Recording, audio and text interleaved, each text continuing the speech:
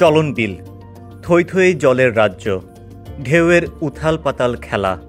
জীবন্ত এই প্রকৃতি ঘিরে প্রত্যক্ষ পরোক্ষভাবে প্রায় কোটি মানুষের জীবন জীবিকার ধারক এই চলন বিল। তবে কৃষির এই ভুবন ঘিরে তৈরি হয়েছে উদ্বেগ উৎকণ্ঠা, কারণ চলন বিলের প্রকৃতির বুক চিরে তৈরি হবে ইট পাথরের কংক্রিটের উঁচু ভবন, সড়ক সেতু ও ঢেউ প্রতিরোধ বাঁধ। চলন বিলের প্রবেশদ্বার সিরাজগঞ্জের শাহজাদপুর উপজেলার বুড়িপোতাজিয়া ১০০ একর এই জমিতে রবীন্দ্র বিশ্ববিদ্যালয়ের স্থায়ী ক্যাম্পাস নির্মাণের অনুমোদন দিয়েছে সরকার। এদিকে চলন বিলের এই প্রকৃতি ঘিরে কোটি মানুষের জীবন জীবিকা যেমন জড়িত, তেমনি পরিবেশের ভারসাম্য ও প্রাণ প্রকৃতি রক্ষায়ও গুরুত্বপূর্ণ ভূমিকা রাখছে। চলন বিলে রবীন্দ্র বিশ্ববিদ্যালয় স্থাপিত হোক, এটা আমরা চাই। আবার চলন বিলের পানি প্রবাহ বন্ধ হোক, এটাও আমরা চাই না। পানি প্রবাহ বন্ধ হলে যে সকল সমস্যা দেখা দেবে, প্রাণীজ নষ্ট হবে, কৃষি পণ্য উৎপাদন ব্যাহত হবে এবং চলন বিলের ঐতিহ্য যেটা মৎস্যের অভয়াশ্রম হিসাবে খ্যাত, সেটাও নষ্ট হবে। ফলে কৃষি পণ্য এবং মৎস্যের উপর যারা জীবিকা নির্বাহ করে তাদের জীবনের একটা বড় ধরনের ঝুঁকি আসবে। তথ্য বলছে পাবনা, নাটোর ও সিরাজগঞ্জ এই ৩ জেলার ১০টি উপজেলার প্রায় ১,০০০ বর্গ কিলোমিটার জায়গা জুড়ে বৃহত্তর চলন বিল। Center for Environmental and Geographic Information Services এর তথ্য অনুযায়ী বিলে একসময় ছিল ১০৫ প্রজাতির দেশীয় মাছ, যা এখন কমে প্রায় অর্ধেক। ২০১৪ সালে প্রায় ২৭,০০০ টন মাছ উৎপাদন হলেও কমে বর্তমানে প্রায় ১২,০০০ টন। এছাড়া রয়েছে নানা প্রজাতির সরীসৃপ সহ উভয়চর প্রাণী আর ৩৪ প্রজাতির পাখি, যাদের জীবন নির্ভর করে পানি প্রবাহের ওপর, যার মধ্যে ৪৭টি নদী, ১৪৩ বিল, প্রায় ৩০০টি খাল, লক্ষাধিক পুকুর। যদি স্থায়ী জলাবদ্ধ হয় তাহলে পানি দূষিত হলে পারে পানিবাহিত রোগে আক্রান্ত হবে এবং নতুন নতুন রোগ দেখা দিবে। এবং এখানে যে চলন বিলের যে ঐতিহ্য, চলন বিল আমরা যেটা বলা উপমহাদেশে এই চলন বিলের মতো কোনো বিল নাই। এটা হচ্ছে একটা ঐতিহাসিক বিল। সংশ্লিষ্ট সূত্রে জানা যায় ২০১৬ সালে প্রতিষ্ঠিত রবীন্দ্র বিশ্ববিদ্যালয়ে ২০১৮ সালে ক্লাস শুরু হয় সিরাজগঞ্জের শহরের ভাড়া ভবনে। ২০১৮ সালে শেখ হাসিনা একনেকের সভায় ৯,২৩৪ কোটি টাকা ব্যয়ে চলন বিলে ১০০ একর জায়গায় বিশ্ববিদ্যালয়টির স্থায়ী ক্যাম্পাস নির্মাণের বরাদ্দ দেন। সে সময়ই চলন বিলের এই অংশের ৪ একর বালু ভরাট করে সাইনবোর্ড দেয় বিশ্ববিদ্যালয়টি।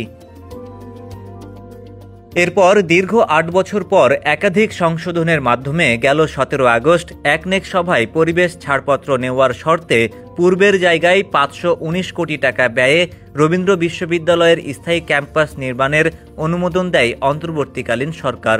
যদিও একনেকের সেই সভায় বিশ্ববিদ্যালয়ের প্রকল্পটি উপস্থাপনের পর পরিবেশ উপদেষ্টা সৈয়দা রিজওয়ানা হাসান এর বিরোধিতা করেন।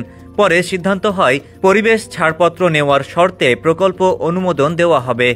বাঁধ, সেতু, সড়ক নির্মাণের ব্যয় ধরা হয়েছে ৪৪৮ কোটি টাকা। পরিবেশবিদদের পর্যবেক্ষণ বলছে বছরে ৪ মাস পানিতে ডুবে থাকে এ এলাকা।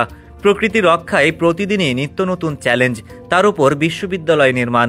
কিভাবে দেখছেন পরিবেশবিদ ও সচেতন মহল সহ সংশ্লিষ্টরা? বাংলাদেশের অন্যতম বৃহত্তম একটি বিল চলন বিল। এই চলন বিলের প্রকৃতি বেশ সেন্সিটিভ, কিন্তু সাম্প্রতিককালে নানা ধরনের কর্মকাণ্ডের কারণে চলন বিলের পরিবেশ নানাভাবে ক্ষতিগ্রস্ত হচ্ছে। আর এই ক্ষতিগ্রস্ততার সর্বশেষ উদ্যোগটি খুবই দুঃখজনকভাবে একটি বিশ্ববিদ্যালয়ের স্থায়ী ক্যাম্পাস স্থাপনের মধ্য দিয়ে আলোচিত হচ্ছে। চলন বিলে এই ধরনের স্থাপনা তৈরি হলে প্রথমত যেটি হবে, তার জন্য যোগাযোগ ব্যবস্থার স্থাপন করা প্রয়োজন হবে এবং এই বিলের মাঝ দিয়ে বিলের বুক চিরে এই যে রাস্তা তৈরি করা হবে, তাতে চলন বিলের যে প্রবাহ, সেই প্রবাহটি বাধাগ্রস্ত হবে এবং এই বিলে যে প্রাণ বৈচিত্র্য রয়েছে, বিশেষ করে মাছ এবং অন্যান্য জলজ উদ্ভিদের যে বাস্তুসংস্থান রয়েছে, সেটি ক্ষতিগ্রস্ত হবে।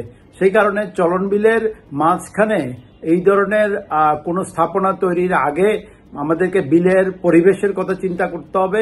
এই ধরনের ইকোলজিক্যালি সেন্সিটিভ একটি বাস্তু সংস্থানকে ধ্বংস করে এই ধরনের স্থাপনা তৈরি করা থেকে আমাদের বিরত থাকতে হবে। এই মুহূর্তে একটি স্থাপনার প্রস্তাব, বিশ্ববিদ্যালয়ের ক্যাম্পাস তৈরির প্রস্তাব যেহেতু এসেছে, সেই কারণে এখন একটি এনভায়রনমেন্টাল ইম্প্যাক্ট অ্যাসেসমেন্ট করারও প্রয়োজনীয়তা দেখা দিচ্ছে। এই ঘরবাড়ি তৈরি করব, ইন্ডাস্ট্রি তৈরি করব, শিক্ষা প্রতিষ্ঠান তৈরি করব, কিন্তু প্রাকৃতিক পরিবেশকে যাতে কম ধ্বংস করে, কম নষ্ট করে একটা বেটার সাস্টেনেবল করে, অর্থাৎ ডেভেলপমেন্টকে যদি সাস্টেনেবল করতে হয় তাহলে অবশ্যই এটা ইআইএ করতে হবে। আমার ধারণা যে এখানে যদি সরকার যথাযথভাবে যদি ইআইএ করে তাহলে প্ল্যানটা আরও ফ্রুটফুল হবে, আরও বাস্তবসম্মত হবে এবং সেখানে হয়তো মিনিমাইজ হবে ইকোসিস্টেমে ডিস্ট্রাকশন বা ডিগ্রেডেশন রোধ করার ক্ষেত্রে।